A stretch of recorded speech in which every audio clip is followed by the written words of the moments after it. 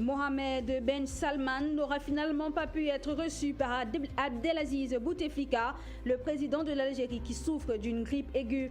Le prince héritier Mohamed Ben Salman a néanmoins été accueilli par le premier ministre Ahmed Ouyouya à son arrivée en Algérie pour une visite d'amitié et de travail. Un comité algéro-saoudien s'est également réuni dans la journée de lundi et 3 décembre 2018 en présence du prince saoudien héritier afin d'évoquer les investissements et les projets en cours. Le renforcement de la coopération économique entre les deux pays a été le principal ordre du jour. En RCA, c'est un 4 décembre 1979 que Bokassa a été couronné premier empereur de la Centrafrique. Un événement qui marque l'histoire politique du pays et ce, depuis son accession à l'indépendance le 13 août 1960. Bravant ainsi menaces et intimidations de l'ancienne puissance coloniale, la France. Jean-Bédel Bokassa est né le 22 février à Bobangui dans le Lobaye. Il fut président de 1966 à 1976 avant son couronnement comme empereur. Très peu connu comme panafricaniste, Jean-Bédel Bokassa est un anti-impérialiste reconnu comme l'homme proche des empires de l'Est, dont la Russie et la Chine. En Tanzanie, la Banque africaine de développement a débloqué 322 millions de dollars pour la construction de 2 routes reliant la Tanzanie et le Burundi. La construction des 2 routes transnationales devrait commencer l'année prochaine selon un haut responsable de la banque. Les fonds iraient également à la construction du poste frontière à guichet unique de Manyovu ou Maguni à la frontière entre les deux pays.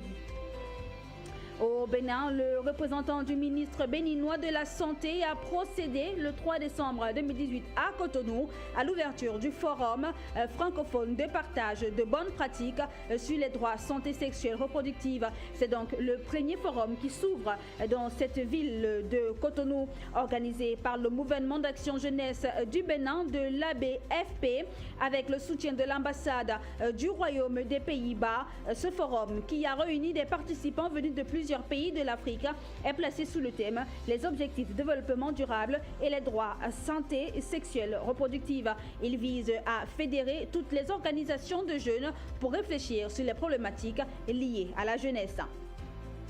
Toujours en santé au Zimbabwe, le nombre de cas de choléra enregistrés est de 191 et le nombre de décès reste encore de 3. La bonne chose à propos des cas que les cliniques enregistrent actuellement est qu'ils ne sont plus sérieux. Le gouvernement fait des efforts frénétiques pour tenter de combattre la maladie et l'empêcher de se propager. Les populations sont désormais au courant de la maladie grâce aux campagnes de sensibilisation menées par les districts de santé. Les médecins continuent d'encourager les populations à adopter des pratiques d'hygiène saines et sûres pour prévenir la propagation de la maladie.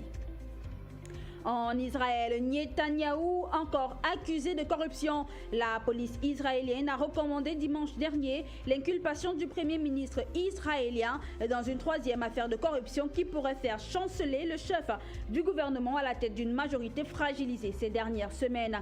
Il revient désormais au procureur général de décider d'inculper ou non le premier ministre et sa femme pour l'acceptation de pots de vin, fraude et abus de confiance.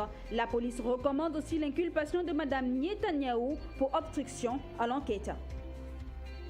En Croatie, après une décennie verrouillée à double tour par Lionel Messi et Cristiano Ronaldo, le Ballon d'Or revient cette année à Luka Modric.